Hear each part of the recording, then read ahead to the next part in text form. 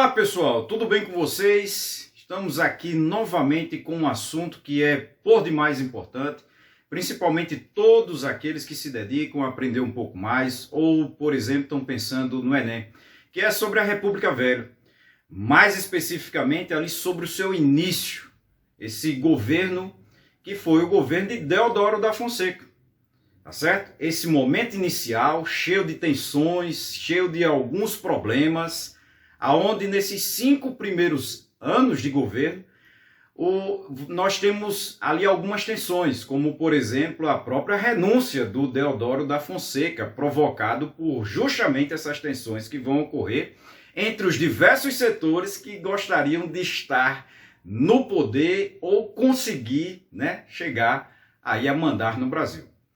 Então, para início aí para vocês, não esqueçam, todos que estão chegando agora pela primeira vez no canal, de se inscrever. Se inscrevam. É só apertar aí o botãozinho, não vai dar choque, não vem fatura, não tem problema nenhum, mas será importante essa sua inscrição. Outra coisa é dar o seu like. Não esqueçam de dar o seu like, também é muito simples. E também ative o sino. E não esqueçam de ver as descrições dos vídeos, né? Nós sempre temos aí colocado, por exemplo, a indicação de algum livro que pode ajudar você nesse próprio desenvolvimento do seu estudo. Voltemos então aí para esse momento inicial, excepcional da história brasileira, que foi o momento do estabelecimento da República. Essa primeira fase, que claro que tem suas tensões, tem seus problemas, mesmo como eu gosto de dizer que foi relativamente pacífico, isso quando a gente considera que não foi um derramamento de sangue, aquela loucura, uma guerra para que fosse estabelecido esse governo, ou seja, a mudança de império para a república, mas foi relativamente pacífico, porque mesmo considerando aqueles que não gostaram dessa mudança, como a própria família imperial, nunca, jamais você vai agradar todo mundo, mas não foi também um derramamento de sangue, assim como foi em outros movimentos no mundo de mudanças de governo, como foi a Revolução Francesa. Então, quando a gente considera um com o outro, dá para você entender claramente que, olhando para o Brasil, foi uma mudança relativamente pacífica. E se você quiser entender melhor, veja o meu vídeo ali sobre o fim da monarquia, já está no canal. Então você dá para entender essa deteriorização do governo monárquico ao ponto em que ele não vai ter uma reação dura, forte contra aqueles que estavam dando um golpe. Golpe esse feito por civis e militares. Então não teve a participação de um único setor, mas alguns setores. E que depois esses setores que estariam assumindo o governo vão literalmente dizer ao povo aquilo que aconteceu e que tinha um novo governo, a república, como vocês podem ver, inclusive, nos livros, essas descrições melhores.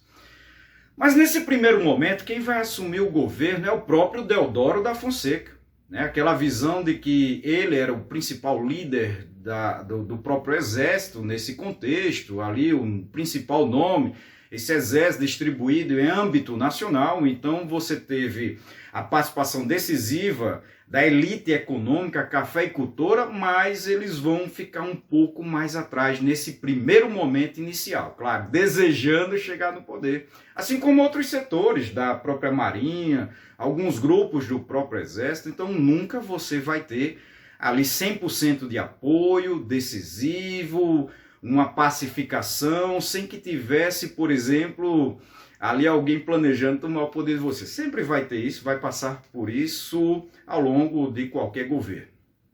Mas nesse momento inicial, ali onde você tem esses 5 primeiros anos do que ficou conhecido como República da Espada, é um momento tenso, como vocês vão ver. Um momento onde você vai ter que reformular, fazer uma nova Constituição, tirar aquela primeira Constituição brasileira, que era monárquica, e fazer uma nova Constituição, que foi a segunda Constituição brasileira, a Constituição que foi aprovada em 1891, ali no início de 1891, depois que ela foi feita pela Assembleia Nacional Constituinte. Falo já especificamente desse ponto e das principais leis e mudanças que tiveram, como por exemplo na questão do voto.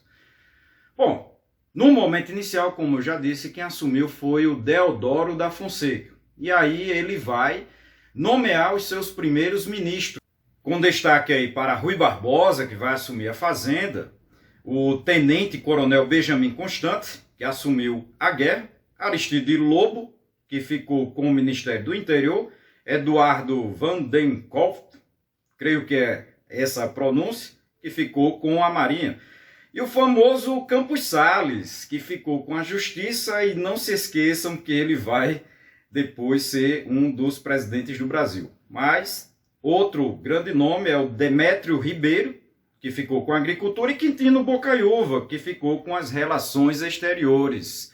Então, nesse caso, você tem esse primeiro ministério que vai tomar algumas medidas que são muito importantes, como, por exemplo, expulsar a família imperial do Brasil, né, e tirar todo aquele aparato que estava ligado ao império, né? Ou seja, você tirar o aparelho de governo, aqueles que eram os apoiadores do próprio império, fazer essas mudanças para você se consolidar aí no poder, como sempre acontece nas grandes mudanças de governo.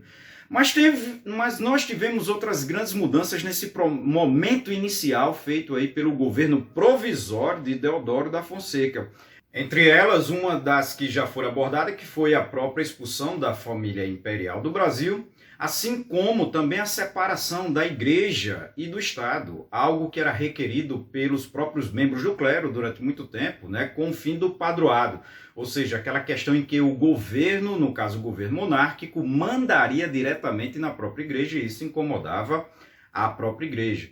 Outra coisa que vai existir também é outra grande mudança que se apresentou nesses momentos iniciais do governo de Deodoro da Fonseca foi a liberdade religiosa. Isso significa que as pessoas aqui no Brasil poderiam escolher a sua religião desse momento em diante. Outra coisa ou mudança que vai existir nesse momento é a chamada grande naturalização. O que é que isso significa? Significa que todos os estrangeiros teriam que declarar que desejavam permanecer com a sua nacionalidade. Do contrário, já seria automaticamente considerado brasileiro se não declarasse que não queria. Então, se ficasse calado, simplesmente seria já considerado brasileiro. Outra grande mudança que temos nesse momento é a adoção do regime civil de casamento, de nascimento, no caso, o registro ali nos cartórios. Tudo isso que ficava ligado à igreja agora foi passado especificamente para o Estado, assim como também a secularização dos cemitérios, né, que passaram a ser também do governo, ou seja, público, e não mais especificamente da Igreja Católica. Então essas mudanças foram implementadas nesse momento, transformando ali algumas das características e perfis da própria sociedade brasileira. E uma daquelas que foi também muito importante era a própria adoção de uma nova bandeira aí nacional, né, para, claro, o Brasil. Né? Então pegaram a bandeira do Império, como vocês estão vendo, e fizeram uma pequena modificação para aqui essa bandeira, que também vocês estão vendo, passou a ser a bandeira nacional brasileira. Não é mistério, então, para vocês que o regime político adotado no Brasil foi o regime republicano, aonde nós temos muitas características parecidas, né? Nós adotamos muitas dessas características que era dos Estados Unidos, né? Então foi transladada para cá, dessa própria configuração de governo, aonde nós adotamos o regime federalista, presidencialista, representativo. E também é importante enfatizar que, no caso, as províncias passaram a ser estados. Isso tem uma mudança importante que significa que elas teriam mais autonomia, por exemplo, para ter a sua Assembleia Legislativa, ou seja, fazer suas leis, eleger o seu governo em específico, contanto também que essas leis não se sobrepusessem ou fosse muito diferente das próprias leis federais. Mas isso é algo que a gente vai falar um pouco mais adiante. Então é importante lembrar que nós temos esses quadros em disputas aí entre grupos que eram centralizadores do próprio poder, muitos deles ligados ao grupo do Exército, e outros grupos, né, que desejavam uma maior autonomia para as próprias províncias, como eram os grandes produtores de café, essa elite econômica brasileira que queria o domínio desses estados agora, né, como eu já disse, queria o domínio desses estados e, por exemplo, controlar sua economia, sua lei, seus impostos, seus cargos, suas funções públicas de um modo mais ali pessoal.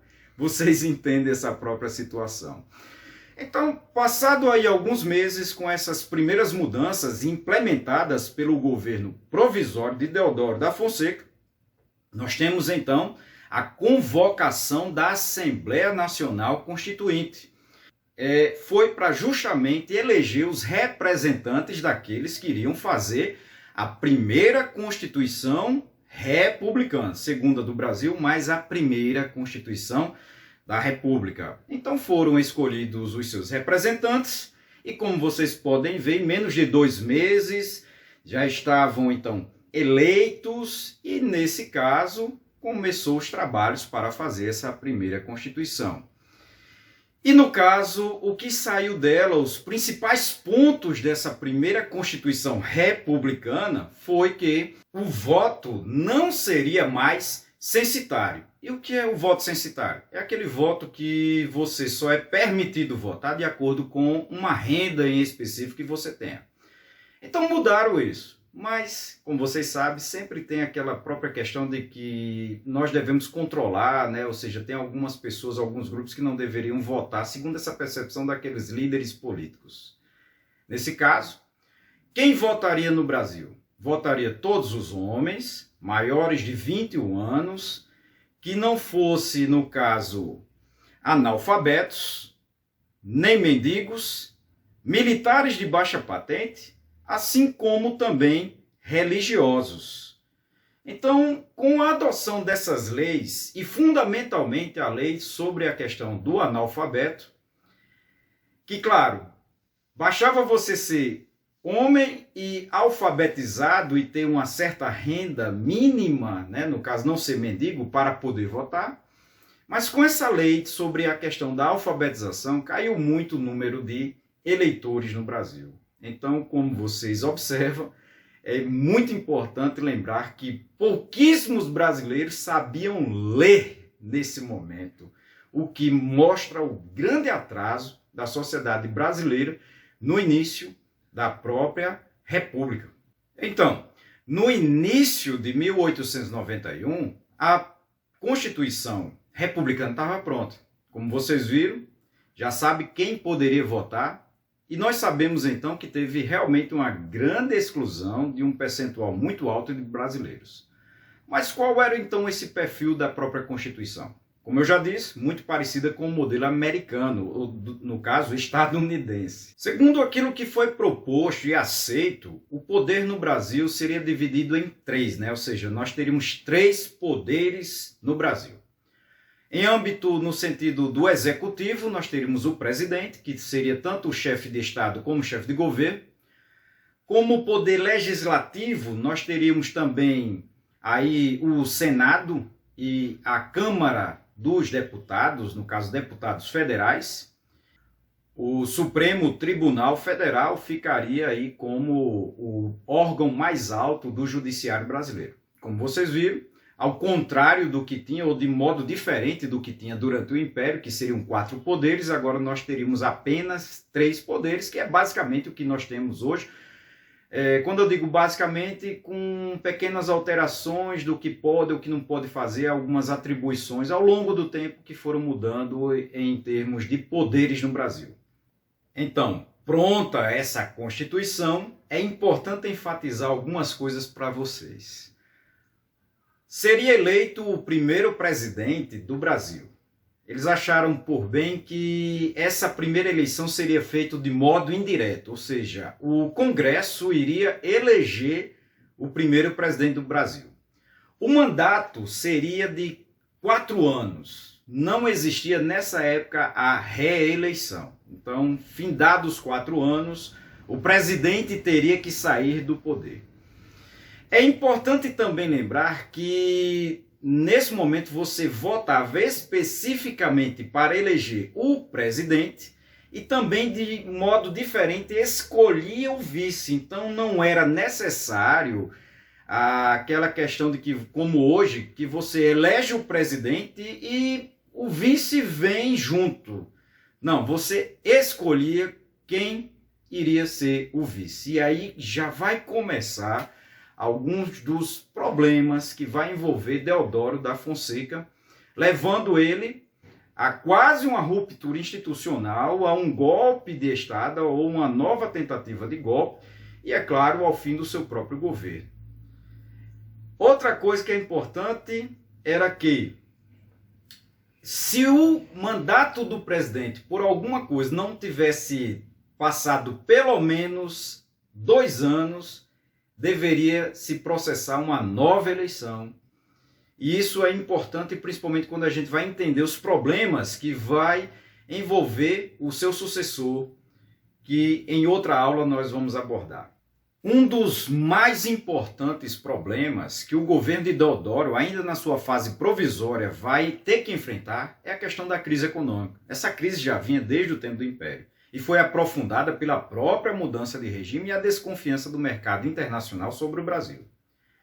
O ministro da Fazenda, Rui Barbosa, desejava, assim como o governo, claro, industrializar o Brasil. Então, mudar aquele perfil agrário para mais um setor ali dinâmico, industrial, né, desenvolvendo esse próprio parque industrial brasileiro. Para isso, ele pensou num plano econômico que iria facilitar, no caso, a emissão de papel moeda, o fato de pegar também dinheiro emprestado nos bancos, né, com baixos juros, também seria facilitado. Então, muitas pessoas correram para os bancos, pegar esse dinheiro e investir em empresa. Mas outra coisa que ele estava fazendo, pensando justamente na industrialização, foi facilitar essa questão de você declarar que iria fazer um empreendimento, uma ferrovia, uma indústria.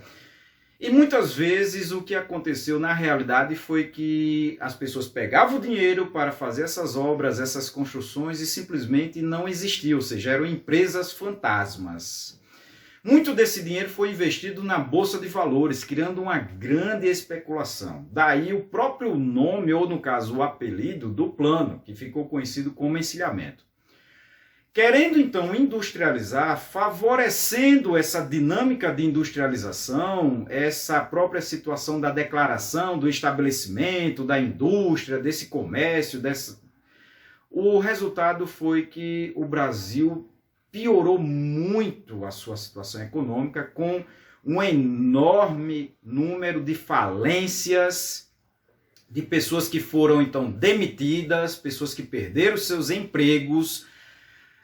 A grande emissão de papel moeda gerou uma inflação muito grande, justamente porque esse papel moeda não era garantido, não tinha lastro em ouro, ou seja, o governo estava fabricando muito mais papel do que o que ele garantia que tinha como reservas. Nesse caso, você tem uma inflação muito alta sobre essa população, que, claro, a população mais pobre, mais humilde, é quem paga o pior pato sobre isso, o preço mais alto quando você tem uma inflação. E aí o resultado foi que, ao longo desse governo provisório e chegando no governo já constitucional de Deodoro da Fonseca, ele tem que enfrentar essa crise.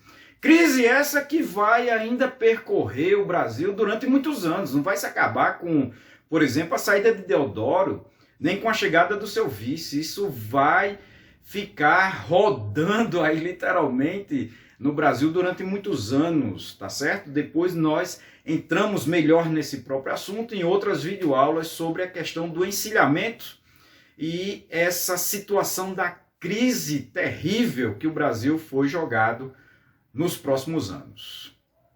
Então, o governo de Deodoro da Fonseca já teve que enfrentar essa própria situação. Passado esses primeiros momentos, onde nós temos aquilo que ficou conhecido como o governo provisório, feita a primeira Constituição republicana, nós temos então a eleição do primeiro presidente. E como eu já disse para vocês, ela foi de modo indireto. Ou seja, o próprio Congresso, que antes era Assembleia Nacional Constituinte, transformado agora em Congresso Nacional, né, findada a Constituição, vai fazer a primeira eleição do presidente. Nesse caso, nós temos aí alguns candidatos. O Deodoro da Fonseca, que era candidato, assim como o Prudente de Moraes, que também saiu candidato, né, o grande cafeicultor Prudente de Moraes, o Joaquim Saldanha Marinho, assim como o José Egídio, que saíram também candidatos. Mas os livros de vocês só trazem esses dois primeiros, que são, no caso, os dois principais candidatos, e mostra uma grande cisão a partir desse momento, ali entre os grupos militares e as forças ligadas à aristocracia rural, os grandes cafeicultores, ali principalmente de São Paulo, que queriam dominar esse cenário nacional brasileiro. E aí, nesse momento da eleição, vendo que Deodoro da Fonseca iria perder a eleição para o Prudente de Moraes, o resultado foi uma pressão muito grande sobre esses que iriam votar, e quem foi eleito foi o Deodoro da Fonseca. Mas o seu vice foi o Floriano Peixoto, que teve, inclusive, mais voto do que ele. Lembrando, por que teve mais voto? Como eu já disse, a eleição era separada, não era como hoje, que você vota única e especificamente no presidente e já arrasta o vice. Você votava no presidente e no vice. Então, o Floriano Peixoto teve mais votos do que Deodoro, que mostrava que ele tinha ali um trânsito muito melhor entre esses dois setores, tanto militares como também essa elite econômica brasileira. E isso vai ser algo problemático para o próprio governo Deodoro da Fonseca.